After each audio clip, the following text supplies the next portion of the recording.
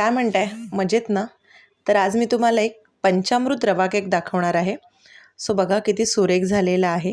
याच्यामध्ये काही जास्त इन्ग्रेडियंट्स नाही आहेत. आपण जे घरी कोणत्याही पूजेसाठी जे तीर्थ बनवतो तसंच आपल्याला हे पंचामृत बनवून घ्यायचं आहे. त्यासाठी दूध, दही, तूप, साखर आणि मध हे छान मिक्स करून घ्यायचं आहे. आणि मग हे मिक्स झालं, एकजीव झाला की याच्यामध्ये आपल्याला रवा जो आहे तो ॲड करायचा आहे. रवा ह्या मिश्रणाच्या दुप्पट पटीचा असला पाहिजे. म्हणजे जर तुम्ही एका पेल्याचं माप घेतलं आहे तर त्याच्यामध्ये 2 पेला हा रवा गेला पाहिजे. आणि हे सगळं एकजीव झालं की एक 15 ते 20 मिनटासाठी ह्याला भिजत ठेवायचं आहे. मग याच्यामध्ये बेकिंग पावडर, बेकिंग सोडा आणि वेलची पावडर घालून छान मिक्स करून एक केकच्या भांड्यामध्ये त्याला तूप आणि थोडंसं पीठ लावून मग याच्यामध्ये आपल्याला जो आहे हा केक जो आहे सेट करून घ्यायचा आहे. वरून तुम्ही ड्रायफ्रूट्स घालू शकता, ऑप्शनल आहे हे देखील.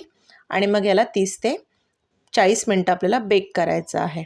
हा केक तुम्ही करा, खा आणि आवडल्यास नक्की मला सांगा आणि चॅनलला सबस्क्राईब करा. थँक्यू.